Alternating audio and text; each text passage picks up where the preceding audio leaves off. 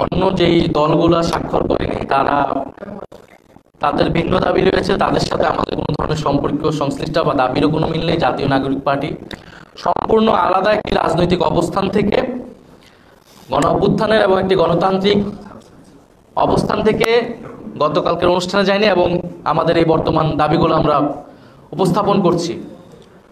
দ্বিতীয়ত, জাতীয় রাজনীতি থেকে ছিটকে যাওয়ার যে বিষয়টা আমরা বরং দেখি যারা গতকালকের অনুষ্ঠানে গিয়েছিল, গতকালকে যে প্রক্রিয়ায় স্বাক্ষর নিয়েছে, গণ অভ্যুত্থান থেকে এবং জনগণ থেকে তারা ছিটকে গিয়েছে।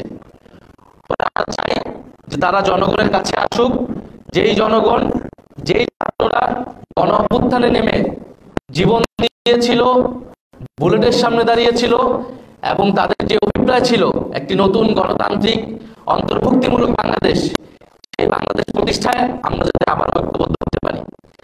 আরেকটি কথা যেটি বললেন, ছবি দেখে আসলো না আসলো, আমরা আসলাম কি আসলাম না, এটা নিয়ে আমাদের কোনো মাথা ব্যথা নেই। গণ অভ্যুত্থানের পর আমরা সকল দায়িত্ব প্রফেসর মোহাম্মদ ইউনূসকে অর্পণ করেছিলাম এবং আমরা রাজনৈতিক দলগুলোর প্রতি, ফ্যাসিবাদ বিরোধী দলগুলোর প্রতি আহ্বান জানিয়েছিলাম, ছাত্র জনতা তাদের দায়িত্ব পালন করেছে, আপনারা আপনাদের দায়িত্ব পালন করুন। একটি নতুন গণতান্ত্রিক বাংলাদেশ আমাদেরকে উপহার দিন, সাংবিধানিক সংস্কার করুন, দেশের অর্থনৈতিক সংস্কার করুন, জাতীয় সরকার গঠনের মাধ্যমে ঐক্যবদ্ধ ভাবে দেশকে নেতৃত্ব দিন, পরিচালনা দিন।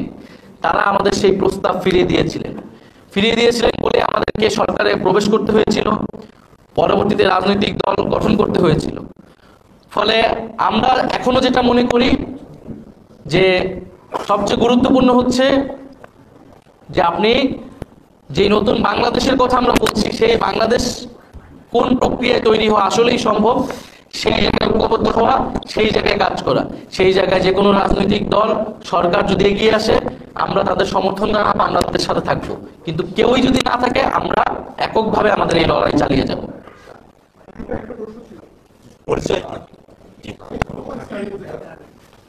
আপনাদের জোট থেকে কথা চলছিল অনেক রাজনৈতিক দলের সঙ্গে, তো সেক্ষেত্রে আপনাদের সামনে জোটের কোনো প্রমাণ করবে কিনা যে আপনারা একমাত্র স্বাক্ষর করেননি, তো সেক্ষেত্রে কি কোনো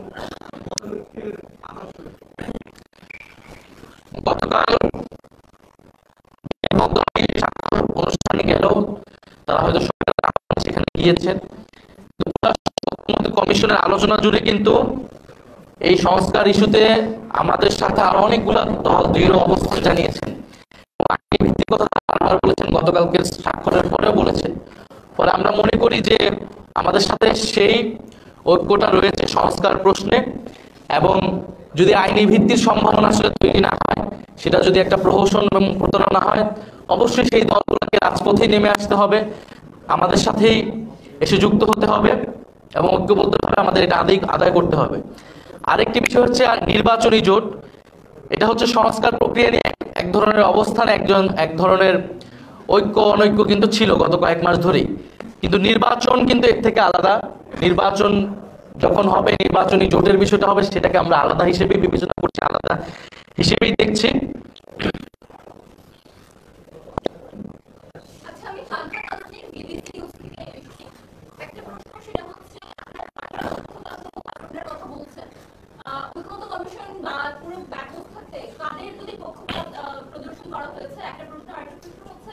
আপনারা যখন এতদিনও এই সমাধান করা গেল না, আগামী 13 দিনে যদি করা না যায়, এক্স্যাক্টলি আপনাদের পরিকল্পনা কি? আমরা ঐক্যমত্য কমিশনকে বরাবরই ধন্যবাদ জানিয়েছি এই কঠিন কষ্টসাধ্য কাজটি করার জন্য।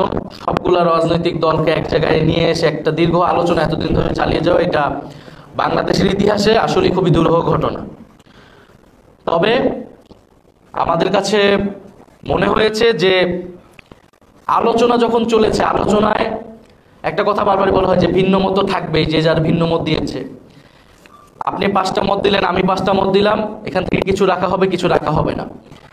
কিন্তু আমরা যখন গণতন্ত্রের কথা বলি, এটা কিন্তু আসলে ভিন্ন মত বা আপনি কয়টা মত দিয়েছেন এটা গুরুত্বপূর্ণ হওয়ার কথা ছিল যে আপনার কথাটা যৌক্তিক কিনা, ন্যায্য কিনা। আপনার সকল কথা যদি ন্যায্য হয়, আপনার সকল কথা আমরা মানতে প্রস্তুত। আপনার কোনো কথাই যদি ন্যায্য না হয়, আপনি যত বড়ই রাজনৈতিক দল হন না কেন, আপনার কোনো কথাই আমরা মেনে নেব না। ফলে ঐক্যমত্য কমিশনে আসলে বক্তব্যের আলোচনার ন্যায্যতা যৌক্তিকতা থেকে অনেক সময় মাঠের পেশি শক্তি, সরকারের ভিতরের নানান ধরনের প্রভাব বিস্তার, এই বিষয়গুলো কাজ করেছে। এবং ঐক্যমত্য কমিশন আমাদের কাছে কখনো কখনো মনে হয়েছে তারা দৃঢ় অবস্থানটা নিতে পারেনি। মাত্র 30% টাকায় জমির মালিক হয়ে নতুন বাংলাদেশের গড়ে তোলার স্বপ্ন দেখা বাংলা বসতি। তবে তাদের দিক থেকে সেই চেষ্টাটা আমরা সবসময় দেখেছি। তো ফলে তাদের প্রতি আমাদের আহ্বান থাকবে যে কোনো ধরনের পেশি শক্তি, কত বড় রাজনৈতিক দল, এই সকল কিছু বিবেচনায় না নিয়ে বরং আমাদের দাবিটা কতটা যৌক্তিক, কতটা গণতান্ত্রিক এবং কতটা জনগণের আকাঙ্ক্ষাকে প্রতিফলন ঘটাতে পারছে সেই বিষয় বিবেচনা নিয়ে তাদেরকে অবস্থান নিতে হবে। এবং আমরা যেটা বলেছি যে সাংবিধানিক আদেশ জারি করা, এবং এই তর্কটার কিন্তু সুরাহা হয়নি। আমরা ঐক্যমত্য কমিশনে এই জন্য বারবার বলছিলাম, ঐক্যমত্য কমিশন বাস্তবায়ন প্রক্রিয়া আলোচনা ছাড়াই বন্ধ হয়ে যেতে নিয়েছিল। তখন আমাদের প্রতিনিধিরাই এটা জোর করেছিল যে বাস্তবায়ন প্রক্রিয়া নিয়ে আলোচনা করতে হবে। সেই আলোচনাটা যদি আরো একটু কিছু করা যেত এই বিষয়গুলো সুরাহা হওয়া সম্ভব ছিল। বিদ্যমান সংবিধানের অধীনে এই ধরনের সাংবিধানিক আদেশ জারি করার কোনো এখতিয়ার, বৈধতা বর্তমান প্রেসিডেন্টের নাই। আপনাকে যদি এই ধরনের সাংবিধানিক আদেশ জারি করতে হয় তাহলে তার বৈধতা আপনাকে নিতে হবে জুলাই গণ অভ্যুত্থান থেকে, যেখানে জনগণের সার্বভৌম অভিপ্রায়ের প্রতিফলন ঘটেছিল। ফলে জুলাই গণ অভ্যুত্থানের অভিপ্রায় বর্তমান প্রেসিডেন্ট যিনি রয়েছেন তিনি ধারণ করতে পারেন না। তার কাছ থেকে এই আদেশ জারি হলে সেটি নৈতিকভাবে, রাজনৈতিকভাবে জনগণের কাছে গ্রহণযোগ্য হবে না। কারণ প্রেসিডেন্ট যিনি আছেন চুপ্পু সাহেব, তিনি জুলাই গণ অভ্যুত্থানের কোনো সিম্বল নয়, বরং প্রফেসর মোহাম্মদ ইউনূস ছাত্র জনতার আহ্বানে সেই সময় বাংলাদেশে এসেছেন, সরকারের দায়িত্ব নিয়েছেন এবং ছাত্র জনতার অভিপ্রায় সকল কিছু তার কাছে অর্পণ করা হয়েছে। ফলে আমরা বলছি সাংবিধানিক আদেশ যেহেতু আপনি বিদ্যমান সংবিধানের ভিতর থেকে দিতে পারবেন না, তার বাইরে যেই দিতে হবে। ফলে সেক্ষেত্রে বাইরে যে দিতে হলে তার বৈধতা একমাত্র উৎস হচ্ছে জুলাই গণ অভ্যুত্থান, এবং সেটা একমাত্র জারি করতে পারবেন সরকার প্রধান হিসেবে ডক্টর মোহাম্মদ ইউনূস। ফলে তার আদেশ জারির মাধ্যমে এই সনদ একটি আইনি ভিত্তি পাবে, যার উপর দাঁড়িয়ে গণভোট এবং পরবর্তী কার্যক্রমগুলো হওয়া সম্ভব।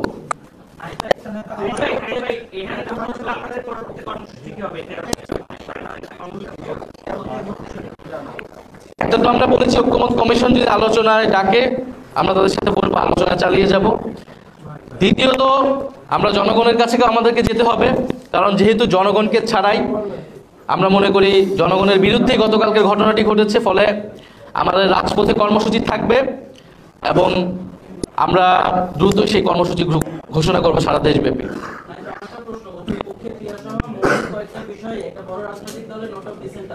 আপনাদের শুরু থেকে দাবি ছিল যে নোট অফ ডিসেন্টটা তুলতে হবে অথবা গণভোটে গেলে নোট অফ ডিসেন্টটা বাদ হবে, কিন্তু এখনো আমরা যতটুকু জানি সেটা গণভোটে গেলেও নোট অফ ডিসেন্টটা থেকে থাকে। আর এই ক্ষেত্রে এই নোট অফ ডিসেন্ট নিয়ে আপনারা সাক্ষী করবেন কিনা এই বিষয়ে আমাদের বক্তব্য।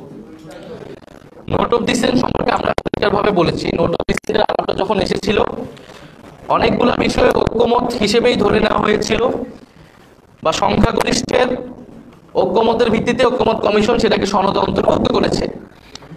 কিন্তু যেহেতু কিছু কিছু দল ওই অবস্থানে তার একটা ভিন্ন অবস্থান ব্যক্ত করেছিলেন আলোচনায়, সেটা একটা হিস্টোরিক্যাল ডকুমেন্ট হিসেবে সেই ভিন্ন মতটা উল্লেখিত করার অনুরোধ তারা জানিয়েছিলেন। সেই জায়গা থেকে কিন্তু নোট অফ ডিসেন্টে এসেছিল। ফলে নোট অফ ডিসেন্টের সাথে জুলাই সনদের আসলে কোনোই সম্পর্ক থাকবে না, থাকার কথা নয়। এবং গণভোটে গেলেও নোট অফ ডিসেন্টের কার্যকারিতা থাকবে না। আমরা বলেছি 84টা বিষয়ে সনদ স্বাক্ষরিত হয়েছে বা সনদ প্রণীত হয়েছে, স্বাক্ষরিত হবে। এই 84টা বিষয় গণভোটে যাবে, জনগণ যদি পক্ষে ভোট দেয় এই 84টা বিষয়ই বাস্তবায়ন হবে। ফলে কে নোট অফ ডিসেন্ট দিয়েছিল বা কোথায় দিয়েছিল এটার কোনো প্রাসঙ্গিকতা থাকবে না, কার্যকারিতা থাকবে না। সেটা একটা ঐতিহাসিক দলিল হিসেবে, ভিন্ন মত হিসেবে সেটা ঐক্যমত কমিশন তারা ব্যক্ত করেছে, সেটা অলরেডি ডকুমেন্টেড হয়েছে। আমি একটা কাজ করি, আমার একটা প্রশ্ন ছিল যে আপনাদের দলের নিবন্ধনের বিষয়টা ঝুলে আছে এখনো, তো নির্বাচন কমিশন থেকে বলা হয়েছে যে আপনাদের প্রতীকের যে বিষয়টি সেটি চূড়ান্ত না হলে 19 তারিখ পর্যন্ত আপনাদেরকে সময় দেওয়া হয়েছে। আপনারা কি সিদ্ধান্ত নিলেন অথবা পরবর্তী প্রক্রিয়া? নির্বাচন কমিশনের কার্যক্রম নিয়ে আমরা প্রথম থেকেই প্রশ্ন তুলেছিলাম। আমাদের নিবন্ধনের এই বিষয়গুলো হওয়ার আগে থেকে নির্বাচন কমিশনের প্রতি প্রতি আমাদের যে ক্ষোভ, যে নির্বাচন কমিশন পক্ষপাতমূলক আচরণ করছে, নির্বাচন কমিশন সঠিক উপায়ে গঠিত হয়নি এবং আমরা পুনর্গঠনের আলাপ জানিয়েছিলাম, এগুলো সবকিছুই কিন্তু হয়েছিল এই প্রতীক ইস্যুর আগে। নির্বাচন কমিশনের সাথে আমাদের এই টানাপোড়েন কিন্তু আমাদের কেমন দলীয় বিষয় না, কারণ আমরা সন্দেহ প্রকাশ করছি নিরপেক্ষভাবে একটি নির্বাচন পরিচালনা করার ইচ্ছা বা সক্ষমতা রাখে কিনা। ফলে নির্বাচন কমিশন নিয়ে আমাদের এই উদ্বেগ থাকবে। আমরা খুব স্পষ্টভাবে বলেছি শাপলা এবং সাপ্লাই হবে জাতীয় নাগরিক পার্টির মার্কা, সেই মার্কা নিয়ে আমরা নির্বাচনে অংশগ্রহণ করতে চাই। এখন যদি নির্বাচন কমিশন একটি সাংবিধানিক প্রতিষ্ঠান, তারা যদি আইন অনুযায়ী পরিচালিত না হয়, তারা যদি গায়ের জোরে বা অন্য কারো প্রেসক্রিপশনে কোন সিদ্ধান্ত যায়, তাহলে তার প্রতিবাদ তো আমাদেরকে জানাতেই হবে এবং আমাদেরকে যদি নির্বাচনে এইভাবে অংশগ্রহণ করা থেকে বিরত রাখার অপচেষ্টা করা হয়, তাহলে অবশ্যই আমাদেরকে রাজপথে আমাদের একমাত্র জায়গা হবে। কিন্তু আমরা এটা চাই না। আমরা চাই নির্বাচনে অংশগ্রহণ করতে। আমরা খুবই একটা সহজ কথা বলেছি যে আপনি আমাকে একটা আইনি ব্যাখ্যা দিবেন যে কেন আমি শাপলা পেতে পারবো না, সাংবিধানিক আইনি একটা ব্যাখ্যা দিবেন, আমি অন্য প্রতীক নিয়ে নিব। আর যদি আপনি ব্যাখ্যা নিতে না পারেন, তাহলে আপনাকে এই প্রতীকটা দিতে হবে। আপনি আমাকে কেন দিবেন না সেটা আপনাকে তো স্পষ্ট করতে হবে আমার কাছে এবং জাতির কাছে।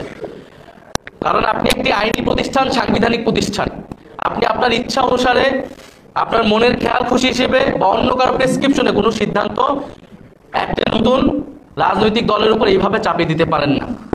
আরেকটি বিষয় আমি বলতে চাই, যেহেতু নির্বাচন খুবই দ্রুত এবং আমরাও নির্বাচনের প্রস্তুতি নিচ্ছি, খুবই দ্রুতই আমাদের প্রার্থী তালিকা চূড়ান্ত হবে। ফলে নির্বাচনে যে লেভেল প্লেইং ফিল্ডের কথা, একটি খুবই কমন জিনিস, সেই বিষয়ে আমরা দৃষ্টি রাখছি। বিশেষত সরকারের জনপ্রশাসন মন্ত্রণালয় কিভাবে সিদ্ধান্ত নিচ্ছে যে এই জনপ্রশাসন কমিটি গঠিত হয়েছিল এই মন্ত্রণালয়কে একটা নজরদারি এবং সুষ্ঠুভাবে পরিচালনার জন্য, সেই কমিটি সঠিকভাবে কাজ করছে কিনা, কিভাবে এই নিয়োগগুলো হচ্ছে সেখানে কোনো পক্ষপাত হচ্ছে কিনা, মেধা যোগ্যতার ভিত্তিতে সেখানে নিয়োগ বা পদায়ন বা বদলিগুলো হচ্ছে কিনা, এই বিষয়ে আমাদের যথেষ্ট সন্দেহ তৈরি হচ্ছে। আমরা পরবর্তী দিনগুলোতে এই বিষয়ে আমাদের আরো স্পষ্ট বক্তব্য উপস্থাপন করব। আরেকটি বিষয় আপনাদের কাছে বলতে চাই, কিছুক্ষণ আগে আমরা দেখেছি বিএনপির স্থায়ী কমিটির সদস্য সালাউদ্দিন সাহেব, উনি গতকালকের ঘটনায় জুলাই যোদ্ধা যারা গতকালকে আহত হয়েছে তাদেরকে ফ্যাসিস্ট আওয়ামী লীগের অনুসারী হিসেবে তাদেরকে আখ্যা দিয়েছেন।